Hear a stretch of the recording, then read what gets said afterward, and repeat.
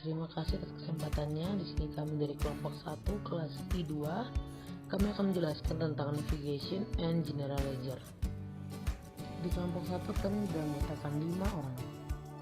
Yang pertama, navigation. Terima kasih atas kesempatannya. Di sini saya Irani Maria Dara dengan NIM 2017-30518. Yang pertama akan menjelaskan mengenai proses logon atau proses login. Nah, di sini catatan bahwa pengguna dapat membuka hingga 6 sesi dalam satu waktu. Nah, sebelum masuk pertama kali, administrator sistem pengguna akan memberikan kata sandi awal.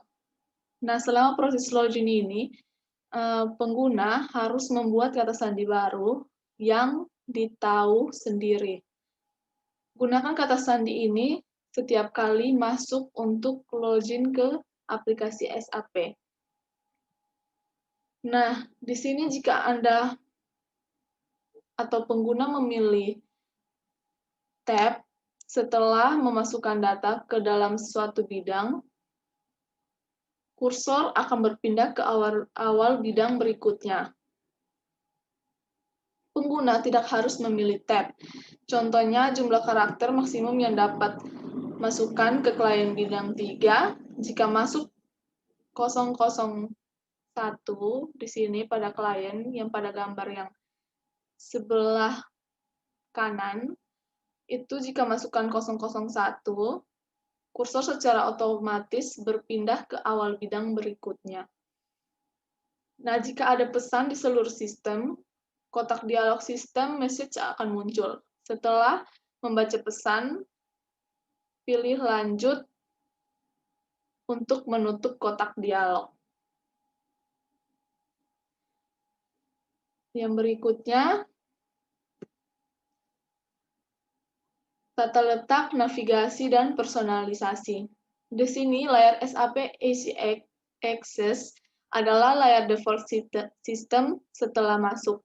Nah, standar ini dapat diubah dalam setiap transaksi awal. Yang pertama, bisa memilih ekstra, lalu berikutnya atur mulai transaksi.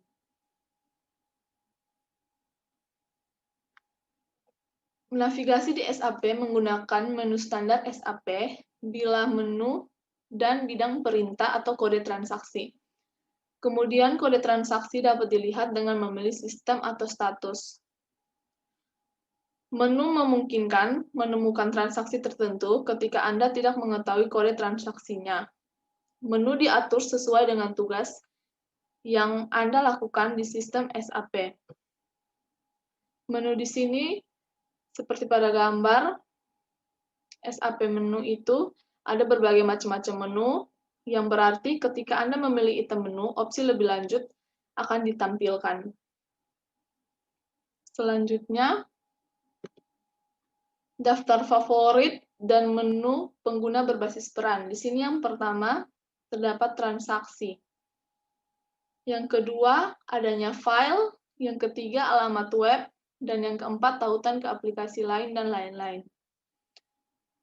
Nah, di sini untuk membuat dan memelihara favorit pribadi atau daftar favorit di SAP AC Access dapat membuat file daftar favorit yang berisi dari keempat ini, yaitu transaksi, file, alamat web, dan tautan ke aplikasi lain. Nah, di sini menu pengguna berbasis peran ini adalah kumpulan aktivitas yang digunakan dalam skenario bisnis. Pengguna mengakses transaksi, laporan, dan aplikasi web melalui menu pengguna. Pengguna juga dapat mengubah aspek tertentu dari peran yang ditetapkan. Misalnya, mereka dapat membuat daftar favorit mereka sendiri. Nah, saat pengguna diberi peran, mereka tidak hanya ditetapkan ke menu, tetapi juga otorisasi yang mereka perlukan untuk mengakses informasi.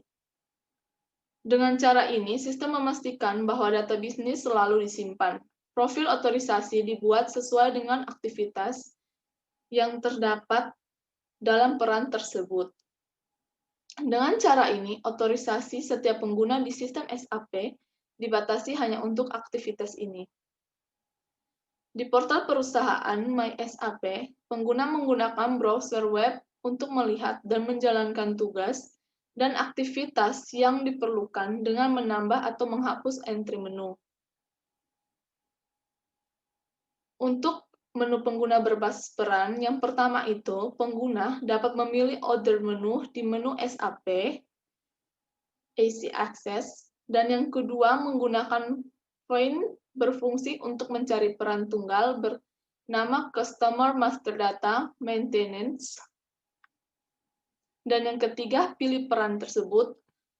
Yang keempat, tekankan navigasi yang lebih sederhana dan akses yang lebih cepat dari menu berbasis peran. Dan yang kelima, peragakan bagaimana pengguna dapat kembali ke menu standar SAP untuk melakukan hal tersebut. Pilih file atau menu SAP. Sekian dari saya, akan dilanjutkan oleh rekan saya.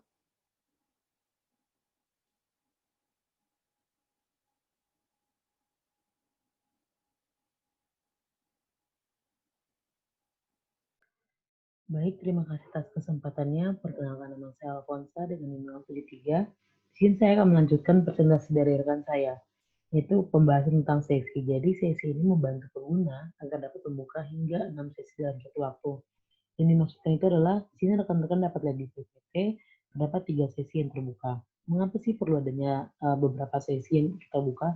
Itu dapat mempermudah kita. Jadi ketika kita ingin menginput penjualan pada sesi satu ini, kita dapat melihat stok ataupun persediaan kita pada gudang itu jumlahnya berapa.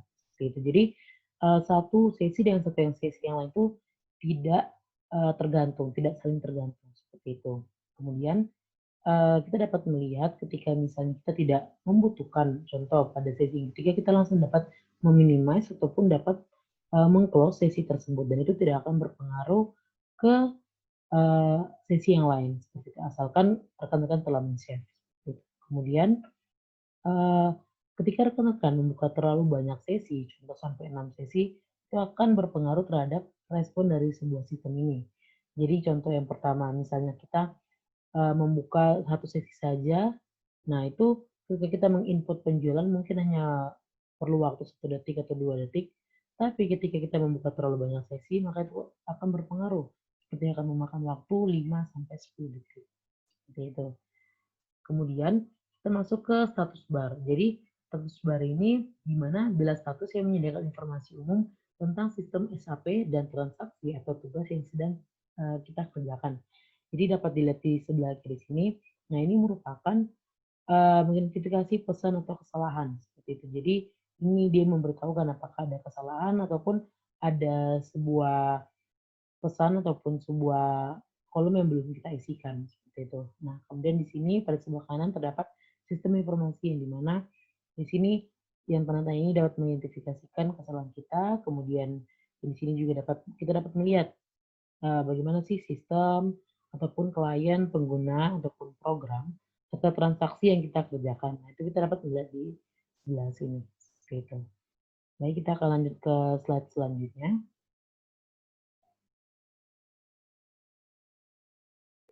Baik, kita ke slide selanjutnya, yaitu fitur bantuan yang dimana idealnya kita tahu setiap sistem mempunyai fitur bantuan, begitu pula dengan MySAP ERP. Jadi yang pertama ini adalah bantuan aplikasi yang dimana untuk menampilkan bantuan komprehensif untuk aplikasi SAP. Jadi contohnya ketika kita mengklik application help ini, itu akan menampilkan bantuan untuk memulai MySAP ERP. Kemudian yang kedua ada SAP Library. Jadi ini merupakan semua dokumentasi online itu tertera atau dapat kita temukan di menu tersebut. Kemudian ada glossary, yaitu di mana memungkinkan kita untuk mencari definisi-definisi atau istilah yang tidak kita ketahui. Contoh, kita tidak mengetahui basic komponen, kita dapat mencarinya di sini. Kemudian ada release notes, itu di mana untuk menampilkan catatan yang menjelaskan perubahan fungsional yang terjadi antara rilis SAP ERP. Kemudian ada SAP Service Marketplace, yaitu di mana untuk mengaktifkan akses ke SAP Service Marketplace. Kemudian ada feedback, yaitu di mana dengan kita membuat pesan feedback ini, kita dapat membuat pesan masalah langsung dari sistem SAP itu sendiri. Kemudian setting atau pengaturan ini memungkinkan kita untuk melakukan pengaturan terhadap sistem tersebut. Baik, kita akan ke slide selanjutnya. Baik, kita lanjut ke penggunaan F4 dan F1. Jadi untuk F1 sendiri apa sih membedakan dengan F4? Jadi ketika kita menggunakan F1 itu akan menunjukkan bantuan, tetapi dia menunjukkan contoh di sini customer. Jadi F1 itu lebih menjelaskan secara deskripsi, secara tertulis apa yang harus kita isi. Nah, tetapi dengan kita mengklik F4, F4 ini memuat hal-hal apa yang akan kita isi. Jadi apa saja sih kemungkinan-kemungkinan yang akan kita isi pada kolom tersebut. Contoh, kita langsung mengisikan angka 100. Nah, itu lebih kepada F4 karena kita langsung mengisi. Tetapi untuk F1 itu hanya berisi tentang informasi yang berupa tertulis ataupun deskripsi. Jadi hanya memuat informasi-informasi terkait apa yang mungkin kurang kita pahami terhadap kolom yang akan kita isi tersebut. Baik, selanjutnya akan dilanjutkan oleh rekan saya. Terima kasih. Yang kedua, General Ledger.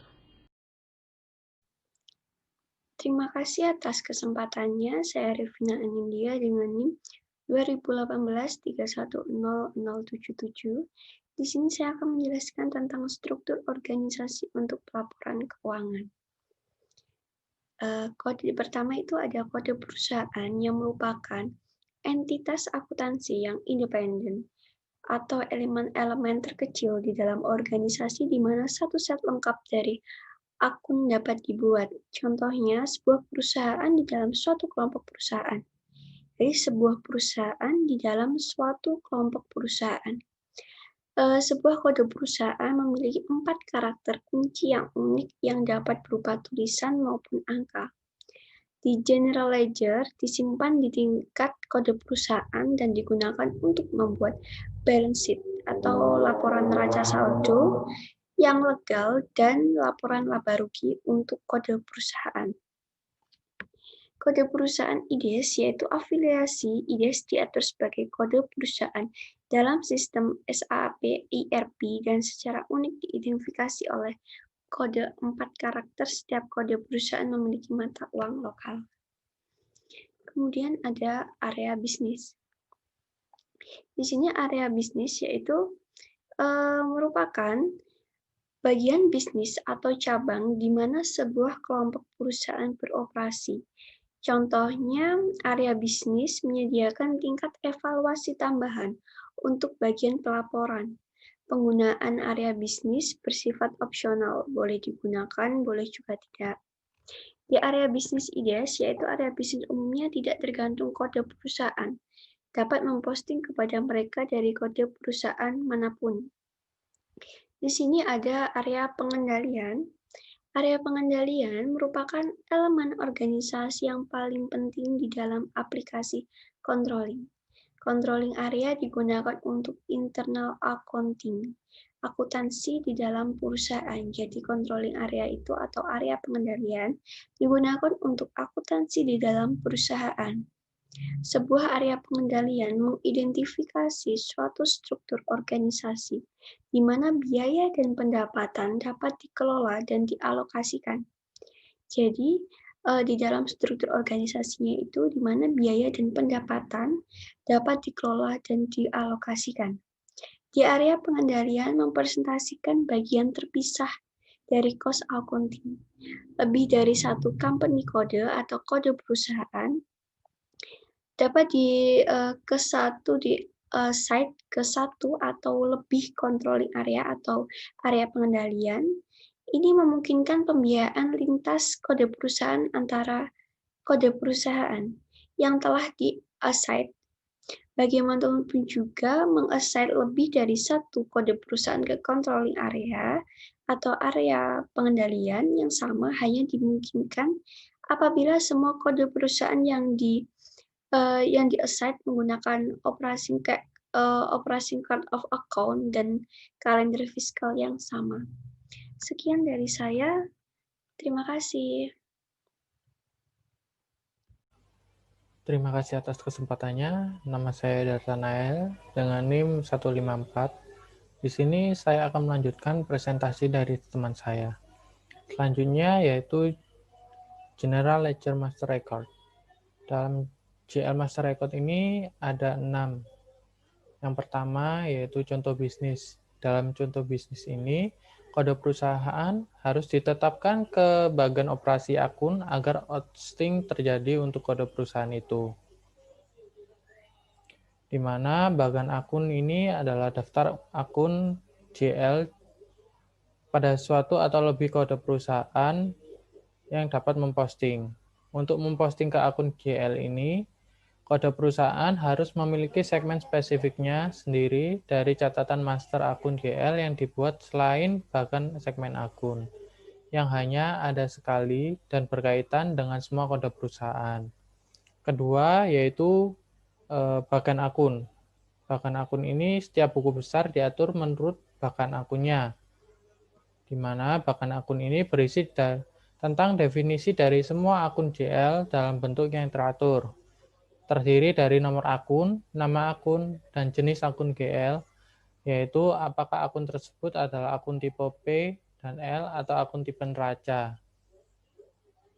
Yang ketiga yaitu pengaturan khusus kode perusahaan grup akun untuk akun GL, akun rekonsiliasi, angka transaksi, dan versi laporan keuangan.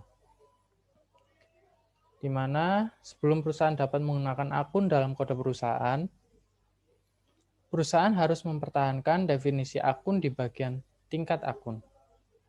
Perusahaan kemudian membuat pengaturan khusus pada kode perusahaan itu yang hanya valid dalam kode perusahaan. Contohnya, setelah khusus kode perusahaan adalah menentukan mata uang akun.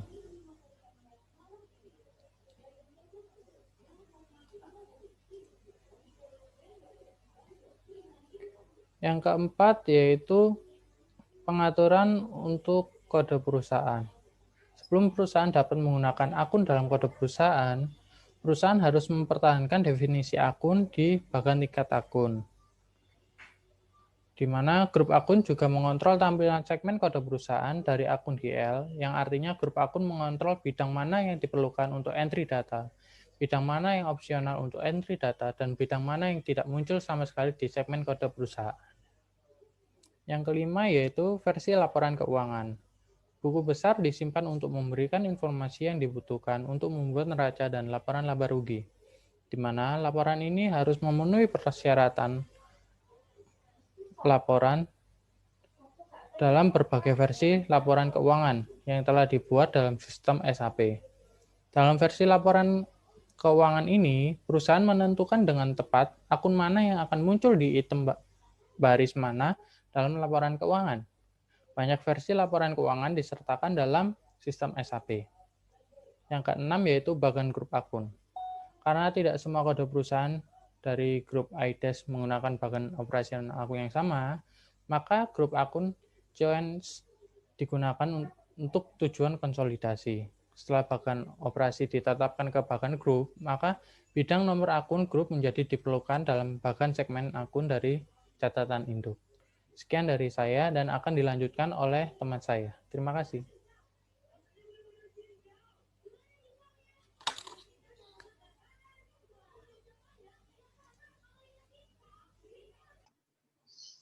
Baik, terima kasih atas kesempatannya. Nama saya Bunga dengan NIM 2018-310529. Di sini saya akan melanjutkan presentasi dari rekan saya, yaitu pemrosesan di buku besar. Semua transaksi akuntansi akan dicatat di General Ledger atau yang biasa kita sebut sebagai buku besar. Dokumen layar entry dibagi menjadi beberapa area berikut ini. Yang pertama, ada template kerja.